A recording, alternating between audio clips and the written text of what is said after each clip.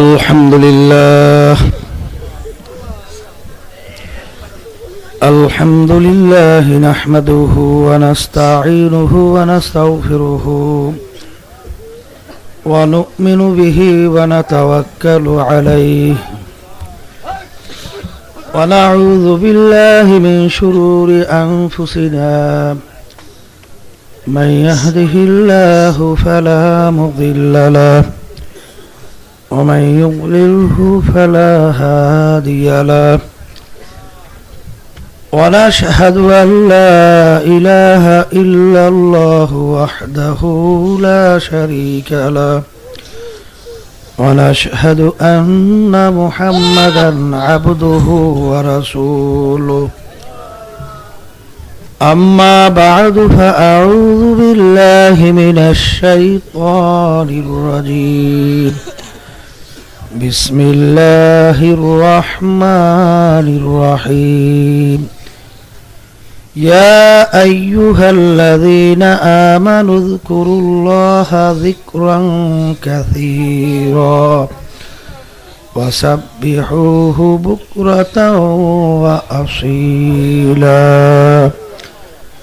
صدق الله العلي العظيم درود شريف پڑھی اللهم صل على سيدنا نبينا شفيعنا وحبيبنا ومولانا محمد صلى الله عليه وعلى آله وأصحابه وبارك وسلم اللهم صل على سيدنا ونبينا شفيعنا وحبيبنا ومولانا محمد صلى الله عليه وعلى آله وأصحابه وبارك وسلم اللهم صل على سيدنا ونبينا شفيعنا وحبيبنا ومولانا محمد صلى الله عليه وعلى آله وأصحابه وبارك وسلم আল্লাহ পাক রব্বুল আলামিনের দরবারে লাখ কোটি শুকরিয়া আদায় করতেছি যেই মহান রব্বুল আলামিন আপনাকে আমাকে ফাল্গুন মাসের মাহফিলের দ্বিতীয় দিনে প্রথম বৈঠকে অর্ধ মরা ঘুম থেকে সুস্থ সহি সালামত রেখে দ্বীনি আলোচনা শোনার বসার তৌফিক যে আল্লাহ দান করলেন শুকরিয়া তান সবাই বলি আলহামদুলিল্লাহ। মাইকের দায়িত্বশীল সোজা ওই পিছনে পূব পাশে নাকি ওখানে কি জানি সমস্যা হয়েছে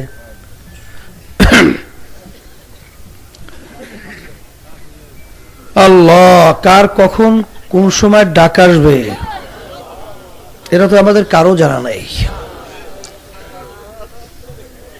আল্লাহর হাবিব সাল্লাল্লাহু আলাইহি ওয়াসাল্লাম বলছেন দৈনিক যদি কমপক্ষে 20 বার মৃত্যুর স্মরণ করতে পারো শহীদি দরজা পাইয়া বিনা হিসাবে বেহেশতে যাইতে পারবা।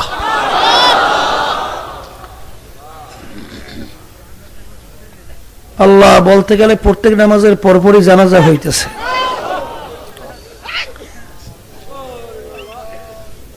আমার ভাইরা আসছেন মাহফিলে বড় আশা করে, মাহফিল থেকে বাড়ি যাবে, এই কাজ করবে, কিন্তু আর হইল না, দুনিয়ার থেকে বিদায় হয়ে গেল। আর এমন একটা ব্যাপার, দুনিয়ার যে কোনো কাজে 5 বারও যদি ঠগে আবার ওই কাজের ভিতরে চেষ্টা করলে জিতবার আশা আছে। কিন্তু দুনিয়া থেকে বিদায় নিয়ে একবার যদি কেউ কবরে যেয়ে ঠগে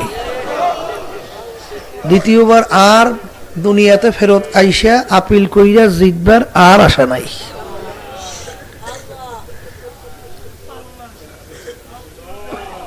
ইব্রাহিম বিন আদহাম রহমাতুল্লাহি আলাইহি তিনি বলছিলেন 10টা কারণে আমাদের দোয়া কবুল হয় না।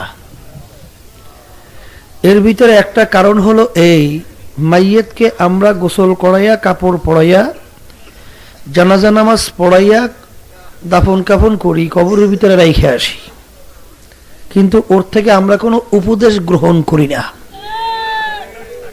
যে এরকম তো একটা দিন আসবে যেদিন আমাকে এরকম সাজাইয়া পড়াইয়া কবরে রাখবে,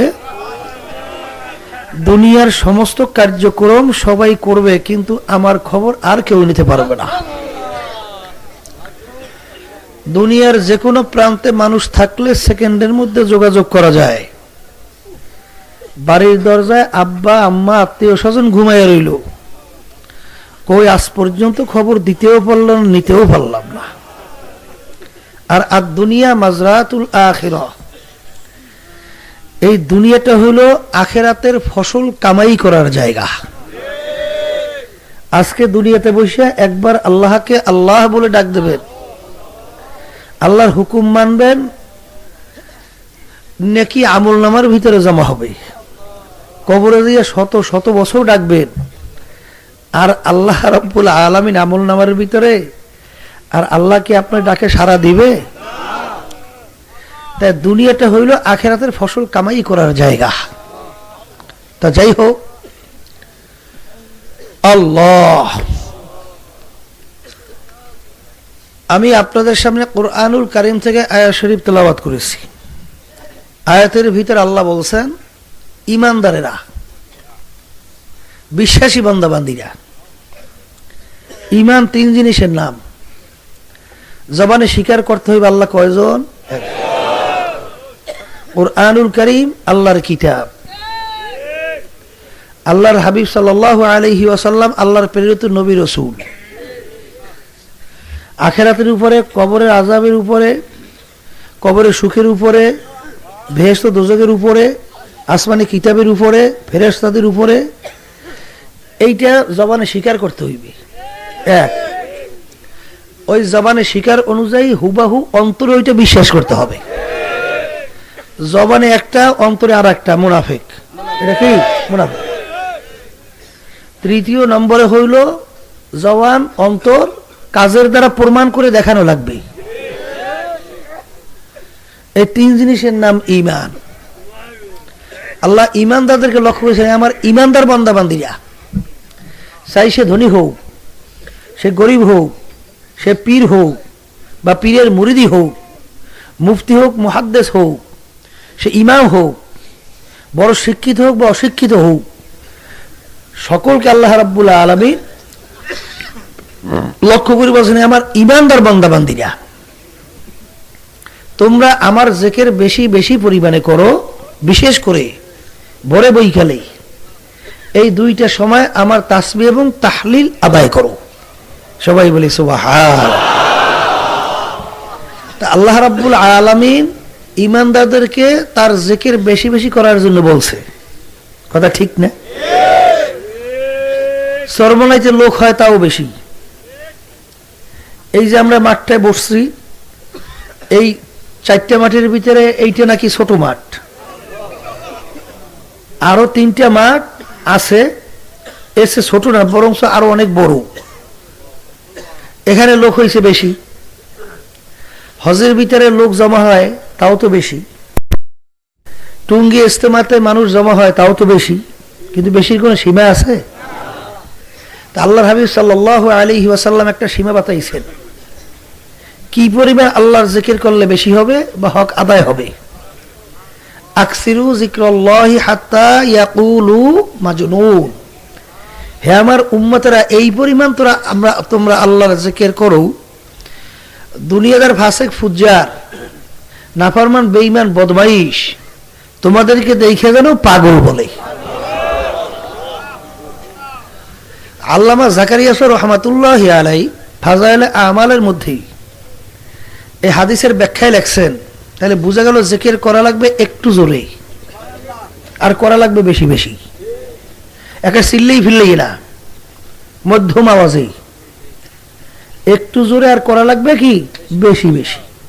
কারণ একটু জোরে যদি আপনি আল্লাহর জিকির না করেন, ফাসিক ফুজ্জার আপনার জিকির শুনবেও না, আর আপনাকে পাগলও বলতে পারবে না।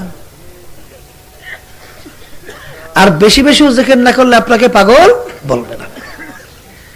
এক শ্রেণী কিন্তু বের হয়েছে সমাজের ভিতরে, গান বাজনা, বেহায়াপনা, অন্যায়, মদে সুদে, আল্লাহর কোরআনুল কারীমের বিরুদ্ধাচরণে সমাজ ভরে গেছে। এ ব্যাপারে কিন্তু ওই লোকদের তেমন একটা চিন্তাও নাই, আর তেমন একটা প্রেশানিও নাই যে এইটাকে সমাজ থেকে কিভাবে দূর করা যায়, এই অন্যায় সমাজ থেকে কিভাবে উঠাইয়ে দেওয়া যায়। কিন্তু এক শ্রেণীর এইরকম বের হয়েছে, আল্লাহর বান্দাবান্দিরা বসে একটু আল্লাহর জিকির করে তখন বিভিন্ন ধরনের ওর বিরুদ্ধে ফতোয়া দেওয়া শুরু করে। জোরে জিকির জায়েজ নাই, একত্রিত হয়ে জিকির জায়েজ নাই, মসজিদে বিদে একত্রিত হয়ে জিকির জায়েজ নাই, বিভিন্ন ধরনের ফতোয়ার কোনো শেষ নাই। যেটা বলেন কথা ঠিক কিনা? ওদিকে দেখবেন আসলে কিন্তু ভালো করে তালাশ করে দেখবেন সে নিজে কিন্তু মোটেও আল্লাহর জিকির করে না। হাদিসের ভিতরে আসছে আল্লাহ নবী সাল্লাল্লাহু আলাইহি ওয়াসাল্লাম বলেন, ফজরের নামাজের পরে সূর্য উদয়ের আগে যদি জায়নামাজের উপরে অর্থাৎ জায়গায় বৈশা ফজরের নামাজের পরে দুনিয়ার অন্যান্য কথাবার্তা না বললে আল্লাহর জিকির করে ইশরাক পড়িয়া যদি তার কাজের ভিতরে লিপ্ত হয়, এক রায়াতের ভিতরে আসছে একটা কবুল হজ একটা কবুল উমরার সব আমল নামায় জমা হয়ে যায়। আর এক রায়াতের ভিতরে আসছে 100 কবুল হজ 100 কবুল উমরার সব আমল নামায় জমা হবে, লেখা হয়ে যাবে। আল্লাহ রাব্বুল আলামিনের জিকির করলে কি উপকার হয় একটু নিজের কাছে প্রশ্ন কইরেন, তারপর ঠিকঠাক মতো চিন্তা ভাবনা করিয়া কথা বললেন। হিংসা তাকাব্বুরি আর নিজের বড়ত্ব এ হলে দেখতে না দেখতে শেষ। এইসব পাগলামি টাগলামি ছাইরা আল্লাহর খাস বান্দা হন, আর আল্লাহর বান্দাদেরকে আল্লাহর বান্দীদেরকে আল্লাহর সঙ্গে মিলিয়ে দেওয়ার চেষ্টা করেন।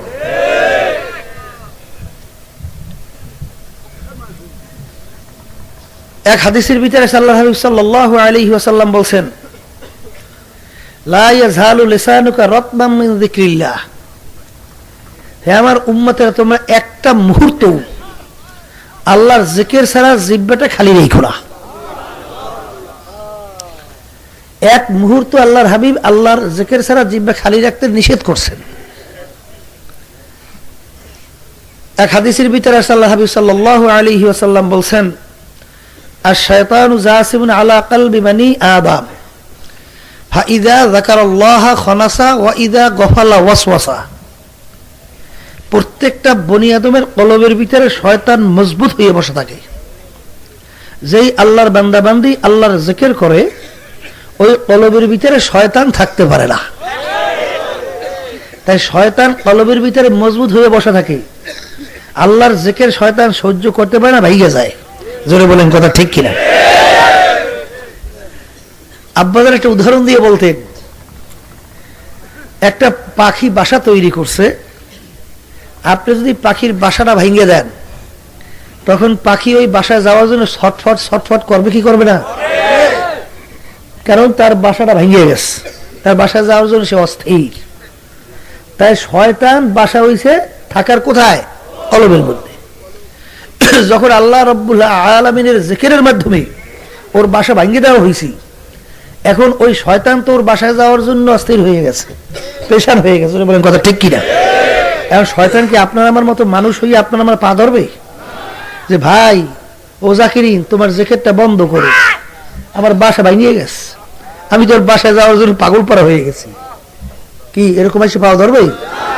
এখন ওই কিছু ওই ধরনের ওই মোল্লা মৌলবীর ভিতরে যে ঢোকে, ঢুকে ওদের মাধ্যমে বিভিন্ন কায়দায় আল্লাহর জিকির বন্ধ করার জন্য চেষ্টা করে। এমন কোন আল্লাহ ওয়ালা এমন কোন আল্লাহর ওলি দুনিয়ার থেকে ইতিহাসে দেখবেন না যে বিদায় হয়ে গেছে তারা আল্লাহর জিকির বেশি বেশি করে নাই। কোন আল্লাহর ওলি ইতিহাস নাই। হাফিজ হুজুর রাহমাতুল্লাহি আলাইহি যারা দেখছেন সব সময় ঠোঁট দুইটা রুই মাছের মতো top top top top top top করে চলতেই থাকে। এক মুহূর্ত জবান খারাপ জিহ্বাখানা মাওলার জিকির ছাড়া খালি রাখো না। আল্লাহ হাবিব বলছেন মুহূর্ত খালি রাখো না, কেমনে সম্ভব? আম্মাজানের মুখে শুনছিলাম, আম্মাজান বলছিলেন যে অনেক সময় তোর আব্বা ঘুমাইয়ে থাকতো, কাছে যাইয়ে দেখি নাক টাইনে ঘুমায়, ওদিকে দেখি জিব্বাটা মাওলার জিকিরে উঠতেছে এবং নামতেছে। এগুলা কিন্তু বুঝবার জিনিস, একে তো বুঝাবার জিনিস না। আর পুঁথিগত বিদ্যা শেখার নাম কিন্তু আলেম না। আলেম কাকে বলা হয়? আল্লাহ রাব্বুল আলামিন আলেমের পরিচয় দিয়েছেন, ইন্নামা ইয়াখশাল্লাহা মিন ইবাদিহিল উলামা। আলেম বলা হয় তাকে যার ভিতরে আল্লাহর ভয় আছে।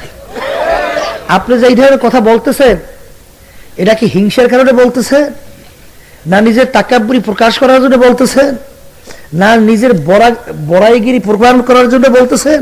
একদিনে কি নিজে প্রশ্ন করে দেখছেন? একজন নিজে নিজের কাছে প্রশ্ন করে দেখেন।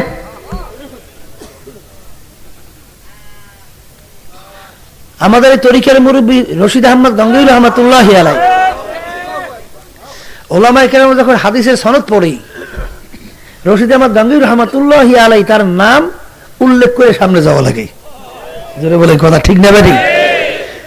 যার উপাধি ছিল কুতুবুল আলম, তাম দুনিয়ার ভিতরে সবচেয়ে বড় কুতুব। 1 লক্ষর মতো হাদিস তার শুধু মুখস্থই ছিল,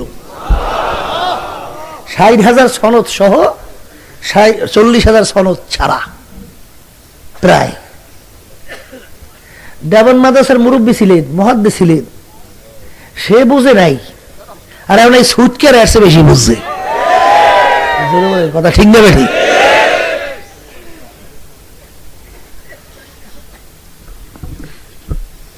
আল্লাহ রাব্বুল আলামিনের জিকির করলেই আর এক শ্রেণী বাইরে হিসেবে নাম ইসলাম দেয়, এরাই জিকিরের বিরুদ্ধে লাগছে মানে সাংঘাতিক পরিমাণ। আল্লাহর জিকির বলে সহ্যই করতে পারে না। ওই সরমলাই থেকে আল্লাহর বান্দা আসছে, আগে তো বিভিন্ন অন্য খারাপ কাজের সাথে জড়াইয়া ছিল, থাকার পরে চরমনায় আসার পর আল্লাহ রাব্বুল আলামিন তাকে দ্বীনের বুঝদান করছে। এখন বাড়ি যেয়ে ঠিক মতো নামাজ পড়ে সুন্নাত তরিকার উপরে চলে, সকাল সন্ধ্যায় বসে একটু আল্লাহর জিকির করে। এখন ওই যে ওই শ্রেণী যেগুলোর ভিতরে শয়তান ঢুকছে, ওই যাইয়া এখন বুঝাইতে আছে, আপনি কাজটা করতেছেন কি? এদি সব বেদাত, দাঁত নাই করতেছেন কি? একেবারে বেদাত, দাঁত নাই কি করতেছেন? সর্বনাশ, তাড়াতাড়ি জিকির বন্ধ করেন, সব শেষ হয়ে যেতে আছে। এখন সে বলতে আছে, বলে হুজুর আমি তো মূর্খ মানুষ, আমি তো আরো তো বুঝি না, তা আমি তো সমাজের ভিতরে কি কায়দার লোক ছিলাম হয়তো আপনি জানেন। আমি মেয়েদেরকে নাচাইতাম, বিভিন্ন খারাপ কাজের ভিতরে লিপ্ত ছিলাম, সন্ত্রাসী বদমাশিতে লিপ্ত ছিলাম। ওই বিভিন্ন সময় আপনাকে আমি দাওয়াতও দিছি, তখন আপনি আমার দাওয়াত খাইছেনও এবং হাদিয়া দিছি, হ্যাঁ পকেটে লইছেন, কিন্তু তখন একদিনও বলেন নাই যে তুমি এরকম নামাজ পড়ো না, এরকম মেয়েদেরকে নাচাও, এরকম সমাজের ভিতরে উশৃঙ্খলতা করো, একদিনও তো বললেন না।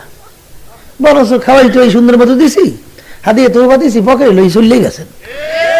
আজকে আমি একটু সর্বনে আল্লাহ নেছে যাওয়ার পর একটু মাওলার জিকির করার পরে এখন আল্লাহ আমার একটু দ্বীনের বুঝ দিয়েছে, এখন একটু বসে আমি মাওলার জিকির করি, এইটা আমি সহ্য করতে পারেন না? এই মুগের দেখছো একটা পিঠা দিয়ে মাথার 2 ভাগ করিয়ে হলাম একেবারে।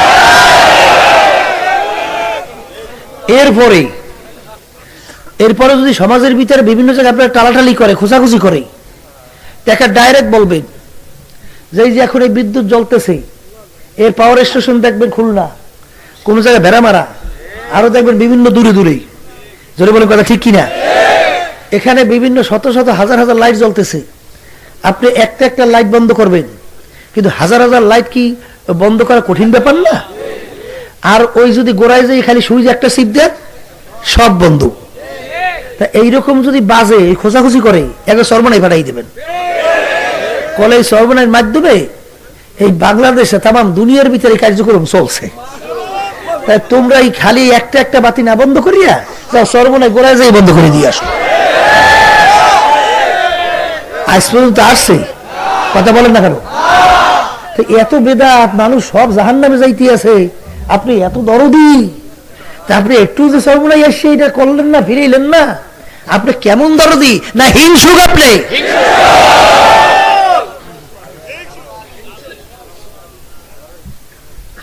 জন্য বাবাদেরকে বলবো, খবরদার, কে কি বলে একার সরাসরি আল্লাহর ফজল করবে, বিভিন্ন ধরনের কিতাবাদি আল্লাহর ফজল করবে মোজাইক প্রকাশনা থেকে প্রকাশ করা হয়েছে। সেখানে সব ধরনের কিতাব দেখবেন আল্লাহর ফজল করবে সেখানে পাওয়া যাবে। কিছুদিন আগেও দেওবন্দ মাদ্রাসার থেকে ওই একজনে প্রশ্ন করছিলেন চরমনাই কার্যক্রম সম্পর্কে, সব বিষয়। এই মাইকে আমরা যে আলোচনা করতেছি, মাইকে একসঙ্গে জিকির করাইতেছি, একসঙ্গে এত লোক বসে জিকির করতেছে, জোরে জোরে জিকির করতেছে, এই সব বিষয়াদের উপরে প্রশ্ন করে সেখানে উল্লেখ করিয়া করিয়া। সেখানে কিছুদিন আগে দেওবন্দ মাদ্রাসা থেকে ফতুয়া বোর্ড থেকে প্রধান মুফতি সহ এবং 3 জন মুফতি সিলসাপুর সহ এই কার্যক্রম সম্পূর্ণ জায়েজ তো জায়েজ, মুস্তাহাব পর্যন্ত তিনি উল্লেখ করিয়া করে ফতুয়া দিয়ে দিয়েছেন। এই ফতুয়ার কাগজ আমাদের কাছে আছেও। তাই যেই কথা বলতে চাইছিলাম, এ আল্লাহর বান্দারা, ও পর্দা আলে মা বোনেরা, আল্লাহ রাব্বুল আলামিনের জিকির বেশি বেশি করার জন্য আল্লাহ বলছেন। আল্লাহ রাসূল সাল্লাল্লাহু আলাইহি ওয়াসাল্লাম বেশি বেশি আল্লাহর জিকির করার জন্য বলছেন। ফজরের নামাজের পরে সূর্য উদয়ের আগেই সময়টা অত্যন্ত একটা মূল্যবান সময়। অন্যান্য সময় যেই কথাগুলো বললে গুনাহ হয় না, এই সময়টুকুর মধ্যে ওই ধরনের কথা বললে গুনাহ হয়। কোন ইমাম লাগছে মাকরু তাহরিমের গুনাহ হয়, কেউ লাগছে মাকরু তানজির গুনাহ হয়। এক কথায় গুনার থেকে খালি না। ফজরের নামাজের পরে সূর্য উদয়ের আগে মানুষের তেমন একটা কিন্তু কোনো কাজও থাকে না। একটু বসে বসে আল্লাহর জিকির করবি, দেখবেন এক প্রকার লোকের মোটে সহ্যই হইতে চায় না। কথা ঠিক না? নিজেরা তো আল্লাহর জিকির করেই না, বরঞ্চ আর একজনে আল্লাহর জিকির করে তাও সহ্য করতে পারে না। এ আল্লাহর বান্দারা, আল্লাহর জিকির সহ্য করতে পারে না ইবলিস শয়তানরা। ইবলিস শয়তান সহ্য করতে পারে না। আপনি আল্লাহর জিকির সহ্য করতে পারবেন না, কারণটা কি? আল্লাহ রাব্বুল আলামিনের জিকির করলে কি কি উপকার হয়? আল্লামা জাকারিয়া সাহেব রাহমাতুল্লাহি আলাইহি ফাজাইলে আমালের ভিতরে আল্লাহ রাব্বুল আলামিনের জিকিরের উপকারিতা বয়ান করছেন, প্রায় 100-র মতো উপকারিতা বয়ান করছেন। এর ভিতরে একটা উপকারিতা বয়ান করছেন, যারা আল্লাহ রাব্বুল আলামিনের জিকির বেশি বেশি করবে তাদের মউত আল্লাহর ফজল করবে, ঈমান সহকারে হইবে। হাদিসের ভিতরে আল্লাহর হাবিব সাল্লাল্লাহু আলাইহি ওয়াসাল্লাম বলেন, যার শেষ হবে কলেমা ফা দাখালাল জান্নাহ, সে বেহেশতের ভিতরে ঢুকে যাবে। এই মউতের সময়, মৃত্যুর সময় কেউ ইচ্ছা করে কলেমা পড়বেন, এটা কে কে ইচ্ছা করে পারবেন? সম্ভব? মউতের সময় মানুষের হুঁশ থাকে, মানুষের শরীরের ভিতরে কম্পন উঠে যায়, ওই সময় ইচ্ছা করে কলেমা পড়া এটা কোনোদিন সম্ভব না। কিন্তু কুল্লু এনাইয়াতারাশা বিমা ফিহি, যেই ভান্ডের ভিতরে যা থাকবে কাজ করলে কিন্তু তাই পড়বে। আমার আব্বাজান বলতেন, দাদাজানের কথা উদ্ধৃতি দিয়ে, বাবা একটা তোমার ধাক্কা লাগিয়ে তুমি পড়ে গেছো হঠাৎ, তখন তোমার জবান থেকে কি বের হইল? ও মাগরে, না বাবারে, না ইন্না লিল্লাহ আল্লাহ, কি শব্দ বের হইল? ওই যে হঠাৎ তুমি ধাক্কা লাগিয়ে পড়ে গেছো, ওই সময় যে শব্দটা বের হইল ওইটা কিন্তু কেউ ইচ্ছে করে বের করতে পারে না, হঠাৎ বের হয়েছে। ওই সময় দেখো তোমার জবান থেকে কি বের হইল, যদি দেখো যে ইন্না লিল্লাহ বের হইছে, আল্লাহ শব্দ বের হইছে, তাহলে মনে করবে আল্লাহর ফজল করবে যে আল্লাহ রাব্বুল আলামিনের মুহাব্বত, আল্লাহর নাম তোমার কলবের ভিতরে আল্লাহর ফজল করবে বসে গেছে। আর যদি মাগরে বাবারে বের হয়, আজকে দুনিয়া সাধারণ ধাক্কায় মাগরে বাবারে বাইর হইছি, আর আজরাইলের কঠিন থাবায় ওই সময় তোমার জবান থেকে কি বের করবা, এই প্রস্তুতি কিন্তু আগে গ্রহণ করো। আল্লাহু আকবার। যার শেষ হবে কলেমা ফা দাখালাল জান্নাহ, কি বের হইবে? শত শত প্রমাণ, হাজার হাজার প্রমাণ। যারা জাকিরি ঠিক মউতের পূর্ব মুহূর্তে আল্লাহর ফজল করবে, দেখা গেছে জবান থেকে বের হইতেছে লা ইলাহা ইল্লাল্লাহ কুল্লু ইনাইয়াতারাশা বিমা ফিহি যেই ভান্ডির ভিতরে যা থাকবে কাজ করলে তাই পড়বে। ও আল্লাহর বান্দারা, পর্দা আলে মা বোনেরা, আপনার কলবের ভিতরে কি বসাইছেন একটু চিন্তা করিলেন মাঝে মধ্যে। বাবারে, কিছুদিন আগে আমার আম্মাজান রহমাতুল্লাহি আলাইহা তিনি দুনিয়া থেকে বিদায় হয়ে চলে গেলেন। মাঝে মধ্যে যখনই দেখা হইতো আলোচনা করত জানটা কি অবস্থায় বের হবে, আল্লাহ আমার জবান থেকে কি বের হবে, জ্ঞানী বারবার বারবার আলোচনা করত। আর আল্লাহর উপরে এমন তাওয়াক্কুল ছিল, যখন দোয়া চাওয়ার জন্য যাইতা মাথার ভিতরে হাত বুলিয়ে বলতো, মাহবুদ গো আপনার হাতে সুপুর্দ করলাম, আল্লাহ আপনার হাতে সুপুর্দ করিয়া দিলাম। আল্লাহ বারবার বারবার চিন্তা করত, যেই মামলার তদবির নাই ওই মামলারও কিন্তু খালাস না। বাবারে, ঠিক আল্লাহু আকবার, মাগরিবের আগে আগে আজান দেবে বা একটু কম বেশি সময়, ওই আমার ভাই আবুল খায়ের ওই চেয়ারম্যান ওর ছোট ছেলেটাকে নিয়ে আম্মাজার হাঁটতেছিলেন। হঠাৎ বলো ওকে ধরো, এইটা বললে বলতেছে লা ইলাহা ইল্লাল্লাহ, বলতে বলতে আস্তে ঢইলা ফুরিয়া গেল। নামাজের মাগরিবের সালাম ফিরাইলা, খবর পাইলাম আম্মাজান পইরা গেছে, দৌড়িয়া চলে আসলাম। আমরা সবাই বাইরে প্রায় বাড়িতে ছিলাম, সবাই আমরা কাছে এসে দেখি আল্লাহু আকবার, আরে তার যে হুঁশ নাই, ডাক্তারের সাথে পরামর্শ করতেছি, প্রেসার এই পরিমাণ অবস্থা, বলতেছে একটু তেঁতুল গুইলা খাওয়াইয়া দেন। বাবার ওদিকে দেখতেছি জবানে পরিষ্কার স্পষ্ট বলতেছে লা ইলাহা ইল্লাল্লাহ, লা ইলাহা ইল্লাল্লাহ। আমরা মনে করছি হুঁশ আছে। আল্লাহ, তেঁতুল গুইলা যখন তার মুখে দিলাম দেখি আর মুখে যায় না, গেলতেও পারে না, ব্যাপার কি? আরে তখন মনে করছি আসলে আম্মাজানের হুঁশ নাই। খাটের ভিতরে উঠাইয়া তাড়াহুড়া কইরে বরিশাল নিয়ে গেলাম, পথের ভিতরে মাওলার জিকির করতেই আছে। এরপরে যে জবান বন্ধ আর খোলে নাই।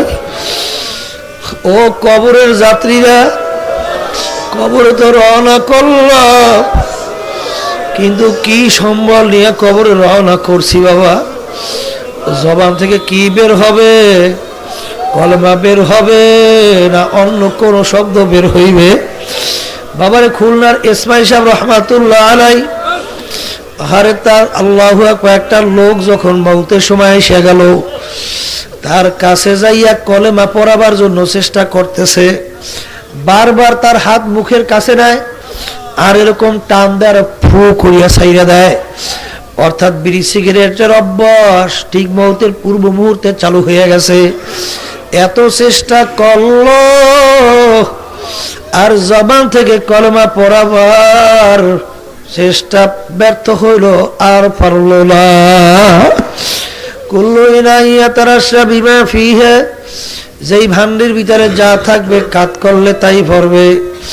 বাবারে এক শ্রেণীর বাবারে ইসলামের নাম দেয়, ওরা বলে এত জিকির লাগে কিতে, সুবহানাল্লাহ আলহামদুলিল্লাহ আল্লাহু আকবার। অর্থ কি? সুবহানাল্লাহ, আল্লাহ পবিত্র। আরে ওরা বলে যদি কোনো সন্তান বৈশা বৈশা বলে আব্বা আব্বা আব্বা, তাহলে আব্বা বলবে ওর মাথা খারাপ হয়ে গেছে, পাবনা হসপিটালে ভর্তি কর। ঠিক আমরা বসে বসে বলতেছি সুবহানাল্লাহ সুবহানাল্লাহ, এইরকম আল্লাহ আমাদেরকে বলতেছে বেহুদা, ওটাও পাগল, মাথা নষ্ট হয়ে গেছে, পাবনা হসপিটালে ভর্তি কর। জোরে বলো নাউজুবিল্লাহ। এ আল্লাহর বান্দারা বেশি জিকিরের জন্য বলছেন কে? আল্লাহ। এবং আল্লাহর রসুল বলছেন বেশি বেশি তার জিকির করার জন্য। আল্লাহর জিকির বেশি করার জন্য বললেন, যদি কেউ জান্না শুনিয়া বুঝে এই কথা বলে ওটা কাফের হইয়া যাইবে। যদি বলো কথা ঠিক না বেঠিক? বাবারে, আমরা আল্লাহর জিকির বেশি বেশি কেন করি এবং সুবহানাল্লাহ আলহামদুলিল্লাহ আল্লাহু আকবার কেন মাওলার জিকির করি? মান্না গরদাদ পাকে আস্তাসবিহে শাহ, লেকে গরদাদ পাকে আস্তাসবিহে শাহ। বাবারে, আমরা বসে বসে বলতেছি সুবহানাল্লাহ সুবহানাল্লাহ, এই পবিত্র নামের মাধ্যমে আল্লাহু আকবার, তুমি আর আমি মানুষ যে অপবিত্র, এই পবিত্র নাম বারবার নেওয়ার দ্বারা তুমি আর আমি মানুষ যে অপবিত্র, পবিত্র নামের গুণে তুমি আর আমি মানুষ অপবিত্র পবিত্র হইয়া যাব। বাবারে আমার মাওলার জিকিরের মাধ্যমে কি আল্লাহু আকবার কি উপকার হয়। যারা আমার মাওলার জিকির বেশি বেশি করতে পারবে, বাবারে আল্লামা জাকারিয়া সাহেব রাহমাতুল্লাহ আলাইহি ফাজাইলে আমালের ভিতরে উপকারিতা রাখছেন, তাদের আমলনামা কিয়ামতের ময়দানে ডান হাতে পড়বে। যারা বেশি বেশি আমার মাওলার জিকির করতে পারবে, তারা কিয়ামতের ময়দানে হাসতে হাসতে মাওলার বেহেশতে চলে যাইবে। বাবার আমার মাওলার জিকির যারা বেশি বেশি করবে, আল্লাহু আকবার, তাদের ভিতরে ইহসান পয়দা হবে। আর বাবার এই তরিকার মূল উদ্দেশ্য হইল ভিতরে ইহসান পয়দা করা। ইহসান কাকে বলে? আল্লাহর হাবিব সাল্লাল্লাহু আলাইহি ওয়াসাল্লাম একদিন নামাজের সূরাতে বসা আছেন, সাহাবায়ে কেরাম অনেকে উপস্থিত। সাহাবায়ে কেরামরা বলতেছেন, ব্যক্তি আসলো, ব্যক্তিকে আমরা কেউ চিনি না, মদিনা শরীফের লোক না, আর সে মুসাফিরও না, কোনো প্রমাণাদিও তার সঙ্গে নাই, একেবারে সাদা কাপড় দবদবে, একেবারে পরিষ্কার এবং মাথা সাজানো গোছানো সুন্দর। বাবারে সোফার মুসাফির, কোনো প্রমাণাদিও নাই, আর তিনি মদিনা শরীফের লোক না। ওই ব্যক্তি আসিয়া সরাসরি যাইয়া আল্লাহর হাবিবের হাঁটু মোবারকের সঙ্গে হাঁটু মোবারক মিশাইয়া বসলো। বাবারে দুই হাত হাঁটুর উপরে রাখলো। কোন রাতের ভিতরে আসছে, আইসা আগন্তুক ব্যক্তি আল্লাহর হাবিবকে তিনটা প্রশ্ন করলো। এর ভিতরে একটা প্রশ্ন করলো, মাল ইহসান ইয়া রাসূলুল্লাহ, হুজুর ইহসান কাকে বলে? আল্লাহর হাবিব উত্তর দেয়, আনতা আবুদাল্লাহ কান্নাকা তারাহু ফা ইল্লাম তাকুন তারাহু ফা ইন্নাহু ইয়ারাক। তোমরা আমার মাওলার ইবাদত এমন ভাবে করো গোয়াকে মনে হয় যেন আমার মাওলাকে দেখতেছো। ওই অবস্থা যদি ভিতরে তৈরি না হয়, অন্তত এতটুকু খেয়াল করো, যদিও নাকি আমার মাওলাকে আমি দেখি না, আমার মাওলা তো আর অন্ধ না, আমার মাওলা তো আমাকে দেখে। বাবারে চক্ষুওয়ালা আসামি যখন জজের সামনে দাঁড় হয়, তখন আদব সহকারে জড়সড় হইয়া দাঁড় হয়। যদি জিজ্ঞাসা করা হয়, আসামি তুমি এরকম কেন জড়সড় হইয়া দাঁড় হইলা, তখন উত্তর দেবে, জজ আমাকে দেখতেছে, আমিও জজকে দেখতেছি, এই জন্য আমি খুব আদব সহকারে দাঁড় হয়েছি। বাবারে অন্ধ আসামি যদি জজের সামনে দাঁড় হয়, দেখবার সেও কিন্তু খুব আদব সহকারে জড়সড় হইয়া দাঁড় হয়। যদি জিজ্ঞাসা করা হয়, অন্ধ তুমি তো জজকে দেখো না, তুমি এরকম কেন জড়সড় হইয়া আদব সহকারে দাঁড় হইলা, তখন অন্ধ উত্তর দেবে, যদিও নাকি আমি অন্ধ, আমার জজ তো আর অন্ধ না, আমার জজ তো ও আমাকে দেখে, এই জন্য আমি আদব সহকারে দাঁড় হইছি। আনতা আবুদাল্লাহ কান্নাকা তারাহু ফা ইল্লাম তাকুন তারাহু ফা ইন্নাহু ইয়ারাক। এমন ভাবে আমার মাওলার ইবাদত করো গোয়াকে আমার মাওলাকে মনে হয় যেন দেখতে আসো। ওই অবস্থায় যদি আমার মাওলাকে, ওই অবস্থা ভিতরে তৈরি না হয়, অন্তত এতটুকু খেয়াল করো, যদিও নাকি আমার মাওলাকে আমি দেখি না, আমার মাওলা তো আর অন্ধ না, আমার মাওলা তো আমাকে দেখে। বাবারে আল্লাহু আল্লাহ, এই দুই অবস্থার বাইরে কোনো ইবাদত কিন্তু কবুল হবে না। ও দুনিয়ার পাগলেরা, ও হিংসুকের দলেরা, ও তাকাব্বুরিওয়ালা লোক, আল্লাহু আকবার দলেরা, একটু অন্তরের দিকে তাকাইয়া প্রশ্ন করো, আল্লাহ তোমার দিলের অবস্থা কোন পর্যায়ে আছে, কি করতেছো? আরে দুই অবস্থার বাহিরে কিন্তু কোনো ইবাদত কবুল হবে না। আমার মাওলাকে হয়তো বা দেখতেছো, অথবা আমার মাওলা আমাকে দেখতেছে। বাবারে এই পীর মুরিদির মূল উদ্দেশ্য হলো ভিতরে ইহসান পয়দা করা। এই অবস্থা যদি আল্লাহর ফজলে করবে একবার পয়দা হইয়া যায়, ওই বান্দা বান্দি গোপনে অন্ধকারে গুনার কাজে লিপ্ত হইতে পারে না। আল্লাহ, এক পীর সাহেব এক বোকা মুরিদকে বড় মোহাব্বত করত। অন্যান্য মুরিদরা মন্তব্য করা শুরু করলো, হুজুর ওই বোকাটাকে এত কেন মোহাব্বত করে? হুজুরের কানে পৌঁছার পরে মুরিদদেরকে ডাকলো, ডাইকে প্রত্যেক মুরিদের হাতে একটা একটা মুরগি বা মোরগ দিল, আর একটা ছুরি চাকু দিয়া বলল, এমন জায়গায় যাই আর মুরগি বা মোরগ জবাই করবা, কেউ যেন না দেখে। বাবার হুজুরের কথা মানার জন্য কেউ দৌড় দিল অন্ধকারের মধ্যে, জঙ্গলের মধ্যে, কেউ দৌড় দিল নির্জন জায়গায়, গর্ত খুঁজা গর্তের মধ্যে, কেউ পানির ভিতরে, হয়তো বা বিভিন্ন জায়গায় গোপনীয় জায়গার ভিতরে যাইয়া মুরগি বা মোরগ জবাই করলো। সবাই মুরগি মোরগ জবাই করে হুজুরের সামনে হাজির হয়ে গেল। আর ওই বোকা মুরিদ জ্যান্ত মুরগি বা মোরগ নিয়ে হুজুরের সামনে হাজির হইয়া গেল। আল্লাহ, থর থর করিয়া কাঁপতেছে। অন্য অন্য মুরিদেরা বলে, দেখ বোকা, হুজুরের কথাটাই মানতে পারলো না, কেমন বোকার বোকা, হুজুরকে এত কেন মোহাব্বত করে? আল্লাহু আল্লাহ। বাবারে, হুজুর একটু দুবকে শুনে বললো, সবাই আমার কথা মানলো, তুমি কেন আমার কথা মানলা না? তুমি কেন জানতো বা মুরগ বা মোরগ নিয়ে আসলা? তখন ওই বোকা মুরগি থর থর করে কাঁপে আর বলে, হুজুর আপনি এমন শর্ত লাগাইছেন, এমন জায়গায় যাইয়া মুরগি বা মোরগ জবাই করবা, কেউ যেন না দেখে। হুজুর আপনার কথা মানার জন্য হুজুর আমি পাগলের মতো ঘুরছি, জঙ্গলে দৌড়াইছি, অন্ধকারে দৌড়াইছি।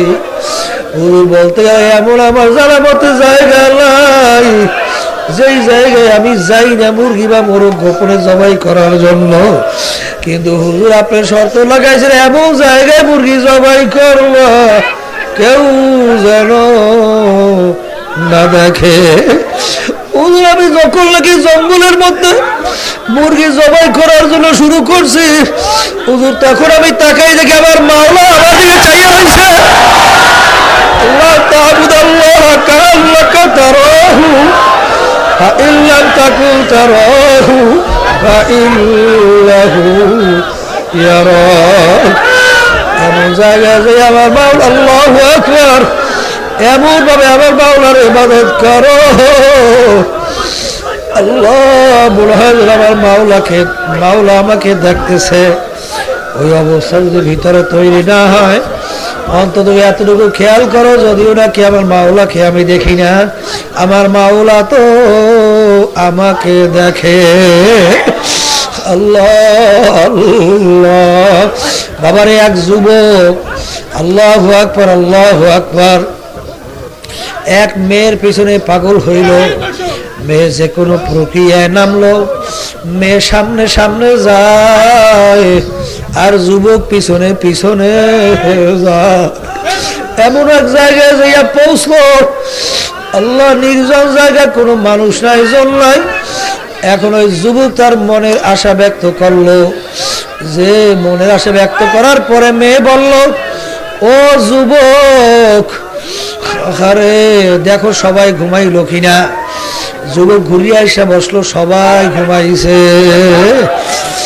আল্লাহু আল্লাহ। তখন মেয়ে ডাক দিয়ে বলো, ও যুবক, আমার মাওলা সম্পর্কে কি ধারণা? আমার মাওলা কি ঘুমাইছে? আল্লাহ লা তাখুযুহু সিনাতুন ওয়ালা নাওম। আমার মাওলার ঘুমও নাই, জিমানিও নাই। যখন ওই যুবকের কাছে মেয়ে বলল আমার মাওলা কি ঘুমাইছে, ওই যুবকের ভিতরে আমার মাওলার ভয় আইসা গেল। ওয়ালাহান নাফসা আনিল হাওয়া ফাইন্নাল জান্নাতা হিয়াল মাওয়া। আল্লাহর বান্দা বান্দি নিজের নফসকে আমার মাওলার ভয়, জাহান্নামের ভয়, গুনার থেকে ফিরাইয়া রাখতে পারবে, তার ঠিকানা হবে বেহেশত। বাবারে, আল্লাহ আল্লাহ। কিয়ামতের ময়দানে আমার মাওলা ডাক দেবেন, আইনা উলুল আলবাব, হে জ্ঞানীরা তোমরা কোথায় আসো, হে জ্ঞানীরা তোমরা কোথায় আসো, আসো। আইনা উলুল আলবাব, হে জ্ঞানীরা তোমরা কোথায় আসো, তোমরা আসো আসো। বাবারে জ্ঞানী কারা, তাদের পরিচয় আমার মাওলা নিজে দিয়েছেন। আল্লাযীনা ইয়াযকুরুনাল্লাহা কিয়ামান ওয়া কুউদান ওয়া আলা জুনুবিহিম ওয়া ইয়াতাফাক্কারুনা ফি খালকিস সামাওয়াতি ওয়াল আরদ রব্বানা মা খালাকতা হাযা বাতিলা সুবহানাকা ফাকিনা আযাবান নার। বাবারে আমার মাওলা কিন্তু জ্ঞানী অন্য অন্য লকবধারীদেরকে দেয় নাই। আল্লাহ জ্ঞানী কাদেরকে বলছেন, যারা বসা অবস্থায়, দাঁড়ানো অবস্থায়, শোয়া অবস্থায়, এই তিন অবস্থায় আমার মাওলা বলতেছেন যারা যারা আমার জিকির করবে তারা হইল জ্ঞানী। বাবারে মানুষ কিন্তু তিন অবস্থার বাহিরে খালি থাকে না, হয়তোবা বসা থাকবে অথবা দাঁড়ানো থাকবে, হাঁটলেও দাঁড়াইয়া দাঁড়াইয়া হাঁটবে বাবারে, অথবা শোয়া থাকবে। এই তিন অবস্থায় যারা আমার মাওলার জিকির করবে আমার মাওলা বলছে তারা হইল জ্ঞানী। ও আল্লাহর বান্দারা, পর্দা হলে মা বলেলাম আল্লাহু আল্লাহ। আমার মাওলা কোরআনুল কারীমের ভিতরে বলছেন, আলা বিযিকরিল্লাহি তাতমাইন্নুল কুলুব। হে বান্দা বান্দীরা, তোদের অন্তরের শান্তি আমার জিকিরের মধ্যে। বাবারে আইয়ুব নবী আলাইহিস সালাতু ওয়াস সালাম, বাবারে এমন রোগ আমার মাওলা তাকে দিলেন, 18 বছর পর্যন্ত আল্লাহু আকবার শরীরের গোশত পয়সা গেল, শরীরের ভিতরে পোকা জন্মাইয়া গেল, পোকা যাই হাড্ডির মধ্যে কটকট কটকট করে কামড়ায়। আল্লাহ আল্লাহ। বাবারে এরকম গন্ধ আসতেছে, শরীরের ভিতরে মানুষ লোকালয় থাকতে কষ্ট হইতেছে, তাকে লোকালয়ের বাইরে ফেলাইয়া রাখলো, অন্যান্য সমস্ত স্ত্রীরা পর্যন্ত চলিয়া গেল। আল্লাহ আল্লাহ। হঠাৎ যেদিন তার জিহ্বার ভিতরে পোকা লাগিয়া গেল, দুই চোখের পানি ফেলাই আফসোস করে আর কান্দার বলে, মাবুদ গো, এতদিন পর্যন্ত আমার জবানটা ভালো ছিল, জবান দিয়ে আমি তোমাকে ডাকছি, আমার অন্তরটা ঠান্ডা হয়ে গেছে, আমার অন্তরটা ঠান্ডা হয়ে যাইতো। আজকে আমার জিহ্বার ভিতরে পোকা লাগিয়া গেল, আমি যদি তোমাকে ডাকতে না পারি, এই ব্যথা আমি কিভাবে সহ্য করব। আল্লাহ, আমার মাওলা তার রোগ সব ভালো করিয়া দিল। আরে আল্লাহু আল্লাহ। উদউনি আস্তাজিব লাকুম। আল্লাহ বলছে বান্দা বান্দা আমাকে ডাকো, ডাকের সাড়া আমি দেব। এক আল্লাহর বান্দা বলতেছে আমি আল্লাহ বলে চুপ করে বসে থাকি, আমার মাওলা জব না দেওয়া পর্যন্ত আমি বসে থাকি। যখন জব শুনি আবার বলি আল্লাহ। বাবারে নামাজ পড়ি আলহামদুলিল্লাহি রাব্বিল আলামিন, কি বলি আমার মাওলা বলতেছেন হামেদানি আব্দি, বান্দা তুই আমার বড়ই প্রশংসা করলি। আর রহমানির রহিম, আল্লাহ সাদাকানি আব্দি, বান্দা তুমি সত্যই বলছো। বান্দা পড়তেছে, মাওলা উত্তর দিতে আছে। হযরত ইকরাম রাদিয়াল্লাহু তাআলা আনহু যখন কুরআনুল কারীম তেলাওয়াত করত, খোলার পরে এমন ভাবে চিৎকার শুরু করত, হাযা কালামু রাব্বি, হাযা কালামু রাব্বি। এই যে আমার মাওলার কালাম, এই যে আমার মাওলার কালাম। আল্লাহ আল্লাহ। আল্লাহ নবী সাল্লাল্লাহু আলাইহি ওয়াসাল্লাম বলেন, লা আল্লাহু আকবার, লিকুল্লি শাইইন সিকালাতুন ওয়া সিকালাতুল কুলুবি যিকরুল্লাহ। প্রত্যেকটা জিনিস অপরিষ্কার হয়ে গেলে পরিষ্কার করার যন্ত্র আছে, হাতিয়ার আছে। গুনার মাধ্যমে তোমাদের কলবের ভিতরে জং পড়িয়া গেছে। হাদিসের ভিতরে আসছে, বান্দা-বান্দি একটা গুনাহ করে কলবের ভিতরে একটা কালো দাগ পড়িয়া যায়, আবার গুনাহ করে আর একটা কালো দাগ পড়িয়া যায়। এরকম কালো দাগ পড়তে পড়তে পড়তে পড়তে ওই কলবটা একটা বেড়াইমা কলবে পরিণত হইয়া যায়। ওই কলব পরিষ্কার করার যন্ত্র বা হাতিয়ার হইল আল্লাহর হাবিব বলছেন আমার মাওলার জিকির। বাবারে আল্লাহু আল্লাহ, আমার মাওলার জিকিরের ভিতরে যে কি মজা, জাকির ছাড়া কোনদিন কেউ বলবে না। अल्लाह अकबर जिक्र में क्या मजा है, जाकुरु से पूछियो, शाखे गुल में क्या मजा है, बुलबुलू से पूछियो। बाबा रे ला याजालु लिसानुका रतबाम मिन जिक्रिल्लाह, মাওলার জিকিরের ভিতরে যে কি মজা, জাকিরিন ছাড়া কোনোদিন সম্ভব না বোঝা। বাবা, এক আল্লাহর বান্দা বলছিলেন, আমি যখন নাকি আমার মাওলার জিকির করি, আল্লাহু আকবার, স্বাদে আমার জিহ্বাটা মিষ্টিতে ভরিয়া যায়। যখন আমার জবান থেকে বলি আল্লাহ,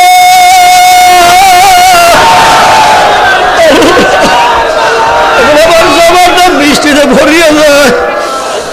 আল্লাহ আল্লাহ। বাবারে আল্লাহ, কদ আফলাহা মান যাক্কাহা ওয়া কদ খাবা মান দাসসাহা। যারা আত্মাকে পবিত্র করতে পারবে তারা নাজাত পেয়ে জান্নাতে যাইতে পারবে। বাবারে, আত্মার উল্লেখযোগ্য 10টা রোগের ভিতরে তাকাব্বুর, হিংসা, রিয়া সহ অন্যান্য রোগগুলা, এই রোগগুলা দূর করার মহা ঔষধ হইল আমার মাওলার জিকির। বাবারে, দেখবা যারা আমার মাওলার জিকির বেশি করে, কোথায় তাকাব্বুরি, কোথায় হিংসা, কোথায় রিয়া, কোথায় হুব্বে যা, কোথায় হুব্বে মান, কোথায় সম্মানের মোহাব্বত, কোথায় আল্লাহু আকবার, কোথায় ওজব, সব আল্লাহর ফজলে দূর হইতে আছে। আমার আব্বা রহমাতুল্লাহ আলাইহি বলতেন, বাবা জঙ্গলে এক পাশ থেকে যদি আগুন ধরাইয়া দাও, দেখো ওই আগুন কিন্তু জঙ্গলের ভিতরে কোনটা কাঁচা গাছ কোনটা পাকা গাছ এইটা কিন্তু তালাশ করে পড়বে না। আগুনে এক ধার সে জঙ্গল পড়তে থাকবে,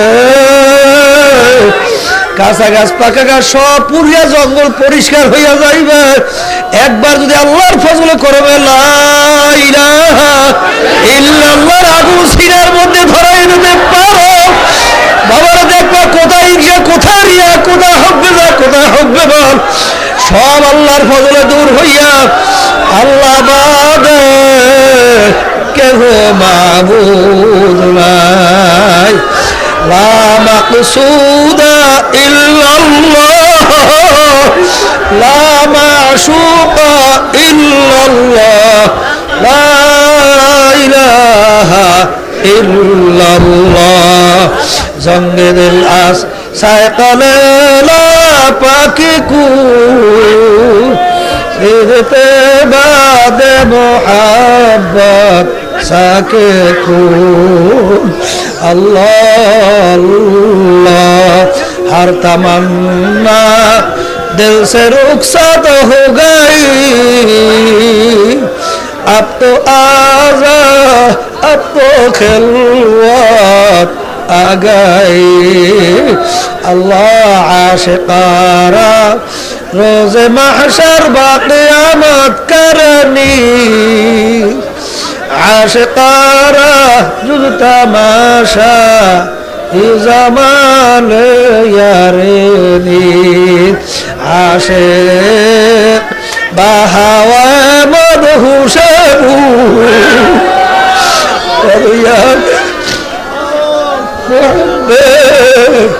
बेहुशे अल्लाह जंग दिल आज सकले পাকে কু। লার তরল নিয়ে সামনে চলতে থাকো, নাই নাই নাই নাই, আমার পীরগিরি নাই, মুফতিগিরি নাই, দরবেশগিরি নাই, আলেমগিরি নাই, মুফাসসিরগিরি নাই, পরমেগিরি নাই। লা ইলাহা কিছু নাই, কিছু নাই, কিছু নাই। আল্লাহ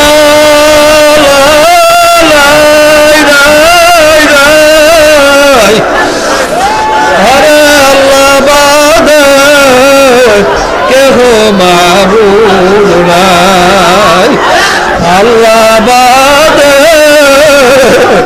কেহ মাবুদ নাই। আল্লাহ আল্লাহ পাতাসিসা লিমানি মুহাক্কাক সাদবা খাকানি কে দম্বা খুদা বুদা বেআজ তখতে সুলাইমানি। আল্লাহ আল্লাহ আল্লাহর বান্দারা ও পর্দালে মা বোনেরা, বুঝে আসুক বা না আসুক, ভালো লাগুক বা না লাগুক, বাবারে দুইটা নাই আমার মাওলার জিকির ছাইরো না, বাবারে আমার মাওলার জিকির করো। আমার মাওলার জিকির যদি করার মতো করতে পারো, আল্লাহর ফজল করবে, মৌতের পূর্ব মুহূর্তে আল্লাহর ফজলে কলেমা বের হইতে থাকবে। বাবারে খেয়াল সহকারে আমার মাওলার জিকির করো। বাবারে মাহফিলের 2 দিন কিন্তু চলে যাওয়া শুরু হয়ে গেল, আবার মাহফিল আসবে, আবার আসবো, আবার আমার মাওলার জিকির করবো, আবার আল্লাহর বন্ধুদের সঙ্গে বসবো। বহু দূরের কথা, মনকে বুঝাইয়া মনের মতো জিকিরের মতো জিকির করো। বাবারে উদৌরি আস্তা জিবলাকুম, আমার মাওলা ডাকে সারা দেব ওয়াদা করছেন। লা ইলাহা ইল্লাল্লাহ, আল্লাহ আল্লাহ আল্লাহ আল্লাহ আল্লাহ।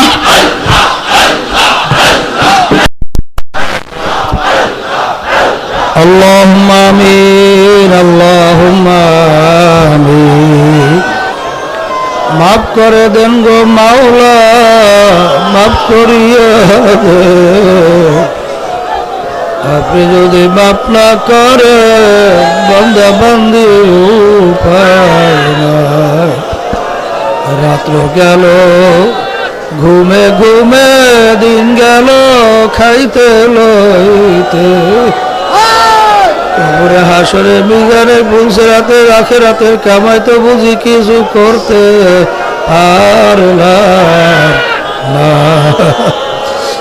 আল্লাহ আমরা কতিপয় গুনাহগার বান্দা বান্দীরা বড় আশা করে তোমার শাহী দরবারে হাত তুলছি। মাওলা মায়া করে আপনি আমাদের সকলের জীবনের গুনাহ খাতাগুলো মাফ করে দেন। আল্লাহ আমাদের কলবের মধ্যে আপনার মারিফতের নূরের বাতি জ্বালিয়ে দেন। আল্লাহ শয়তান এবং নফসের ধোঁকা থেকে আপনি আমাদের হেফাজতে রাখেন। আল্লাহ আপনার পাগল না বানাইয়া কবরে নিয়ে না। আল্লাহ চরমনে মাকে আপনি হেদায়েতের জরিয়া বানাইয়া দিয়েন। আল্লাহ এখানে যারা আসছে বিশেষ করে আমাদের সকলকে আপনার ওলি না বানাইয়া বাড়িতে ফেরত দিয়ে আল্লাহ। আল্লাহ আমার আব্বাজান দাদাজান সহ আমার আম্মাজান সহ যত মুমিন আছে কবরের ভিতরে শুয়ে আছে সবার দরজা বেহেশতে বলন্দ করে দিয়ে। সুবহান রাব্বিকা রব্বিল ইজ্জাতি আম্মা ইয়াসিফুন ওয়া সালামুন আলাল মুরসালিন আলহামদুলিল্লাহি রাব্বিল আলামিন।